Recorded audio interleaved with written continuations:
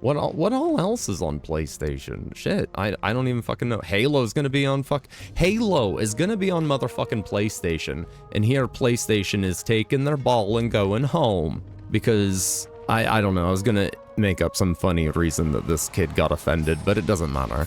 They're not Nintendo yet. PlayStation no longer wants to play ball because they just want to be the next new Nintendo. Oh, hold on a second. I gotta drink my coffee. Well, not all of it. I need to get you know what? I'm gonna spend more time explaining it than just doing it, which I probably, most certainly, already have, and I'm continuing to do as I slowly put the cup to my lips. Okay, anyway. So yeah, PlayStation backpedaling the ending console exclusivity and embracing gamers across the board, and you know, you get a game and you get a game and you get a game. Oh, it really tripped me out when I was talking to you from across the house and then you walked behind me. Wireless headphones. Magical. Magic! But yeah, anyway, so PlayStation has recently announced that they're no longer going to be putting their single-player titles or whatever on PC. And, you know, it is what it is.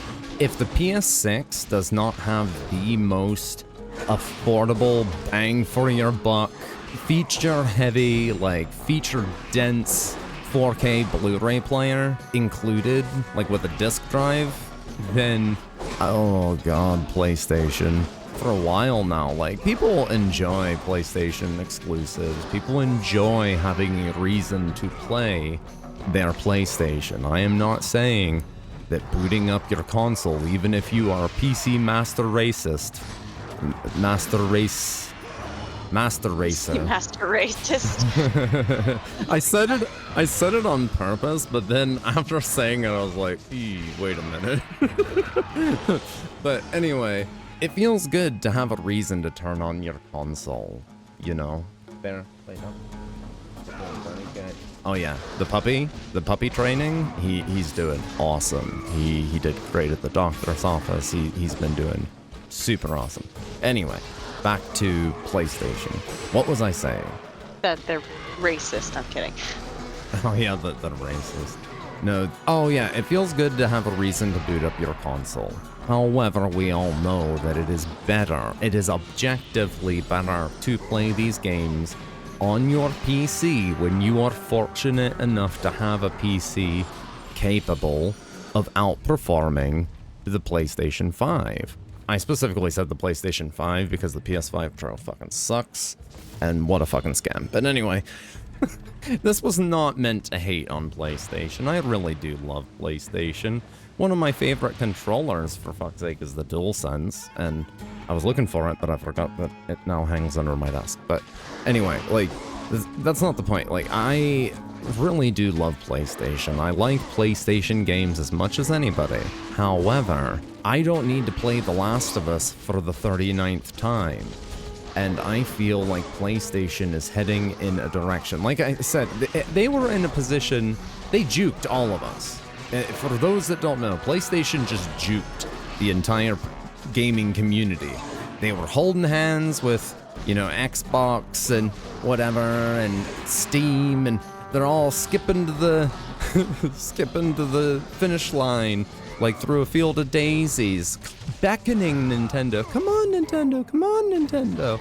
Come with us, we can all win. Then at the very last second, when we were all looking left, PlayStation juked right, and I feel like it's just because they came to the realization, well, if everybody's not gonna play ball, and Nintendo's still gonna just continue to sit over there in the corner with no friends in the dark, rocking, then we're gonna start rocking too, but we're gonna make it look a little more fun than that, you know? Like, let's continue to do our own thing. And you know what we're good at? We're good at shutting down the studios that have a lot of potential. We're good at ignoring what our consumers want, Bloodborne. But what we could do is we could take another page from Nintendo's book if we're not gonna do the non-exclusivity kind of thing or only timed exclusivity. And it's their console, they can do whatever they want, that's fine, but it doesn't matter. I was gonna say PlayStation definitely pulled a Runaway Bride. She had her doubts and she told nobody until the wedding day, and then she just wasn't there. No, I feel like it was even more drastic than that. Like, they got to the vows and she's just like, okay, bye, and then booked it down the aisle, and everybody turned and looked like, what the hell happened? Where's she going? And before everybody even gets up, she's in the car driving away. Like, that's what it was. And maybe they're gonna, oh, that's what I was saying. Maybe they're gonna take another page out of Nintendo's book and start going after emulators and such. And it's awfully suspicious timing too, because I was just reading the other day about, shit, what was it? Oh, Emulation Breakthroughs. There were two major milestones. One was for, what is it? RPCS 3, the PlayStation 3 emulator, and they've gotten their playability percentage or whatever it is, like very, very high, like a new milestone. Almost all games are like playable, in a playable state. Doesn't mean they're all perfect. It's emulation, it's a work in progress, and the more people, you know, put their old games on the PC and start emulating and playing their old games, the more demand there will be for these communities to get together and focus specific games. Like, that's how it works. For those that don't know, if you're listening and you don't know what emulation is, you know, we can talk about that some other time. It's just playing your old games. Like, you've got that big box in the basement of all your old SNES and PlayStation games, and you really have good memories playing them. Dude, they're still just as good. Like, I spend probably just as much time, if not more, playing 20, 25-year-old games than I do the modern stuff that I mostly focus on my channel. But anyway, I'm getting completely distracted, as I do. Welcome back, by the way. I'm happy you're here. You're looking really nice. Did you cut your hair? Did you cut your hair? Hey, I noticed that I was gonna say fingernail polish, because that's the only time I satirically compliment is when I'm talking to you. That's funny. What a awkward realization. But so I feel like PlayStation. Now I'm never gonna. What, you're never gonna what? Okay. Now I'm never gonna ask you what you think of my nails. Hey, mission complete. Dun dun da da da. Fuck that bitch. No, I'm just kidding. Anyway, PlayStation, they could take a page out of Nintendo's book. Not that I'm trying to give them any ideas, but who am I fucking kidding? Nobody at PlayStation's gonna see this video. At least not in time for it to make a difference. They could very well go after emulation like Nintendo does, because they want to be, instead of game devs, they want to be gatekeepers of their IPs, which again is their right to do, I guess, if they want to. But what is unfortunate about it is if we as gamers allow this to happen, then all that means is that we will have to pay over and over and over for the things we bought when we were 16 or younger or older, you know, whatever. But we will have to pay for the same things over and over and over. And as of right now, it's just optional. For the most part. I mean, we've seen it already when games get delisted and they're replaced with objectively inferior versions, and, you know, people just kind of want to be able to play the one that they bought 20 years ago. It'd be cool to have compatibility for that. It's not always feasible, it's not always realistic, and a lot of people don't mind paying again if it's a small fee for a good product. But when they're just sloppily thrown together, they very rarely rival the work that the modding community has already done in the emulation field. Anyway, the second milestone in emulation that was recently hit was PlayStation 2 Decompilation. So, it just, in a nutshell, games can be decompiled, and the last time this was of note to me was when they did Ocarina of Time and Majora's Mask with Ship of Harkinian and Two Ship to Harkinian, which, love the naming conventions there, where they basically reverse engineer an old N64 game and recompile the assets in native form. So on PC, it's essentially a native PC port of an N64 game. So whereas in emulation, when you really try to crank resolution, or like if you want to crank up the frames, it usually breaks a lot of stuff in those old games. Well, in a native PC port, you can match the frame rate of your monitor easily because it's an old-ass game. It's not hard to render it in 4K, get 240 FPS, and when it doesn't break the game, it is surreal to play a game like an old-ass game in true widescreen, true 4K, no dithering, no CRT expectation or whatever you'd call it, because old games were designed for CRT televisions, you know, but like to see it actually in 4K, actually that crisp and perfect, and that high fidelity in those old experiences is more than enough to tickle me pink and get me playing my old games. So anyway, those two things happened recently in the emulation community, and maybe that's why PlayStation has decided to go more the way of Nintendo. Unfortunately, like I said, and I think they will end up being the gatekeepers. And I'm not saying that there won't be good PlayStation games. Like, of course there are going to be good PlayStation games. But are they going to be worth buying a console to play when you... It feels good to turn on your console and play it because it's already an investment you've made. And honestly, that relief should indicate something about that purchase initially. It's like, wow, like I feel this good every time I turn it on because I don't use it enough. Like, you know you don't use it enough when you've got a PC. It's a Netflix machine or a Blu-ray player. Sometimes they're a very decent Blu-ray player for what's on the market, and that's fine too. Like, it can multifunction and the kids can use it for games. It can be a guest console, a guest device when people come over and want to play games with you. It's awesome to have consoles. Like, I'm not trying to shit on PlayStation, but if we continue down this path, PlayStation will be more than likely to just gatekeep IPs, delist and disempower the community, as it were, for their passion projects, the fan projects, the, you know, fan-run community servers for old PS2 online games and things like that, like issuing DMCAs because they have the right to do it,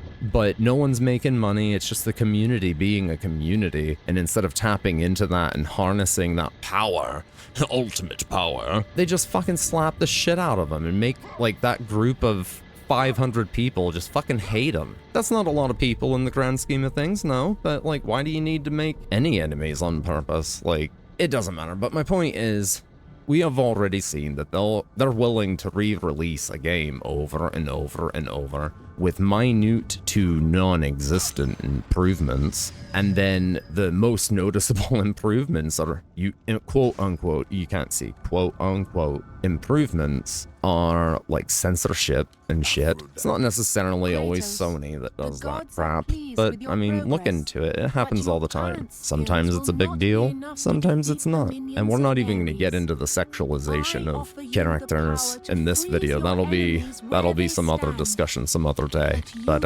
yeah, if Sony's not careful, they're gonna alienate a lot of people, because I know I can't be the only one who sees a new PlayStation game and says, ooh yeah, that looks pretty cool. Not only do I want to wait for the developers to inevitably patch whatever's wrong with it because they were pushed to meet some deadline, so I automatically want to wait to do that, but I'll also just go ahead and wait the year, or even 2 or 3, I don't really care.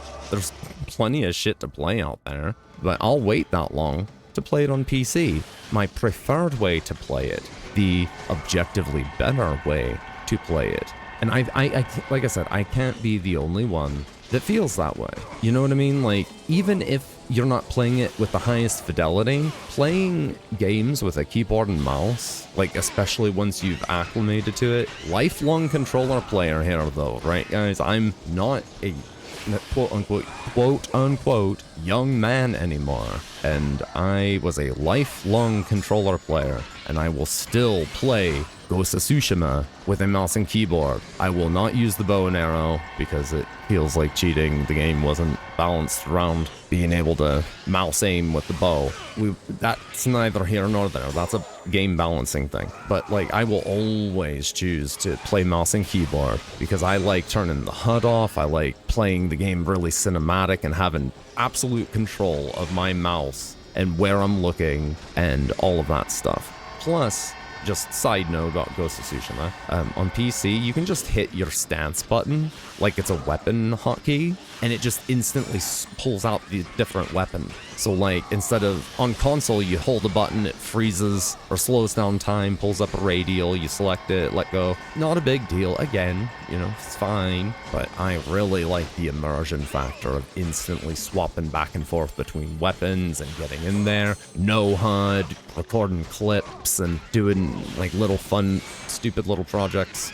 That's just how I enjoy games. I also will spend 15 fucking minutes in a photo mode for a single picture because this video would be too long if we got into that. But so anyway, PlayStation is gatekeepers? Question mark? Like, PlayStation are gatekeepers? Whatever is grammatically correct. Is PlayStation becoming a gatekeeper?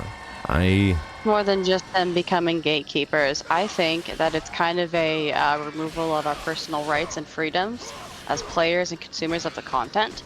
Because if you think about it, once upon a time, you couldn't play any game on any system. Why? Because they didn't make the games on all the systems. And then we advanced further, where you could play any game on PC for the most part, most games on Xbox, and most games on PlayStation.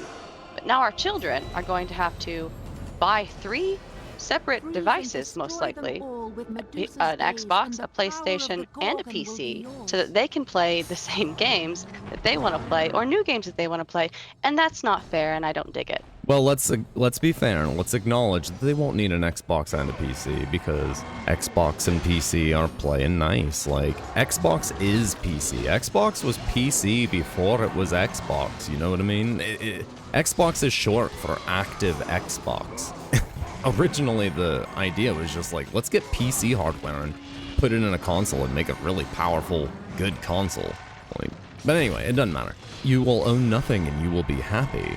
So, you know, ultimately, you might need 3 different devices, but they're all going to be streaming devices anyway. So, hey, who gives a shit? It's $100 for each. Remember back when consoles cost, you know, $1,400 and it was just so expensive to be a gamer? Isn't the future wonderful? You pay $100, you get your screen and your controller. It's an OLED. Oh my God, it's so good. Oh, it's a little sluggish, but you know, that's the norm. Everybody else, for the most part, has that sluggish response from streaming it, but also, let's be practical, that sluggishness, the things that make game streaming and shit, cloud computing, not appealing to the diehards right now. Not only is it permissible to the ultra casuals already, but those flaws are gonna go away.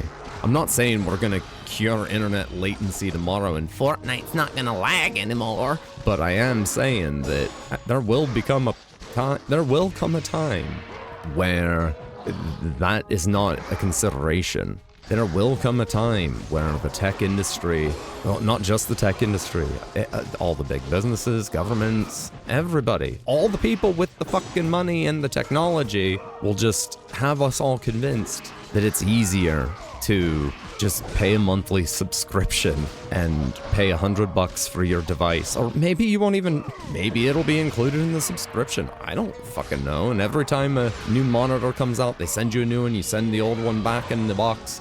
They will make it convenient. They will try to appeal to the fact that it is now cheaper to just buy this device and cloud compute everything. But the cloud is just some other motherfucker's computer. I'm gonna try not to go off on a tangent and get annoyed. I've been bitching about all this stuff and the age verification for years. That's another video. 4 fucking years. So yeah, it's another video. But let's hope that PlayStation, because they can still backpedal this. They backpedaled the non-exclusivity thing. Like, and granted, they never came out and made any fucking promises or anything. I'm not being disingenuous here. Like, I'm just, for what it is, they were giving the impression that, you know, Exclusivity is on its way out, blah, blah, blah, blah, blah. But it's also not just Xbox, the next Xbox having access to the PC ecosystem either. You would think it wouldn't matter with as many fucking games as Xbox has given PlayStation already. What is it? A good-natured offer? Not a good-natured offering. A good intent offering. Whatever the fuck it's called. It was a good gesture. A gesture of goodwill, as it were. To give them what? Gears of War, Sea of Thieves, Ori. What all else is on PlayStation? Shit, I don't even fucking know. Halo's gonna be on Halo is gonna be on motherfucking PlayStation. And here PlayStation is taking their ball and going home. Because, I don't know, I was gonna make up some funny reason that this kid got offended, but it doesn't matter. They're not Nintendo yet. We don't need to just completely disregard them, but it's not looking good in so many different ways right now. The future is looking bleak. And not to spread doom and gloom, but just pay attention. Pay attention to what's going on with, you know, age verification shit all over the place. I am not a political channel. We're not gonna get into all that shit. Just look into it and don't just listen to one or two people talk about it. Do, as uncomfortable as it is, use your eyeballs and read some stuff. Like, look into the things the people are saying, get the full context. Just pay attention, because as gamers, if you're not paying attention, it's gonna get fucking weird. Or no, I take that back. If you're not paying attention, it's gonna get bad, and then bad's gonna turn to weird, and then weird is going to turn into normal. We don't want that. We don't want that. So, as the great Tommy Lee Jones once said in a movie called Men in Black, a person is smart, people are stupid. I hope you enjoyed the video. I hope this helps you think, or I don't even know. I hope you enjoyed the video. Makes you think. We don't want to tell you how to think. We just want to tell you to think. Yeah. About it. Exactly. Maybe you disagree, but if you disagree, of course, you know, you're wrong because we're always right. But that's okay. Yeah, totally.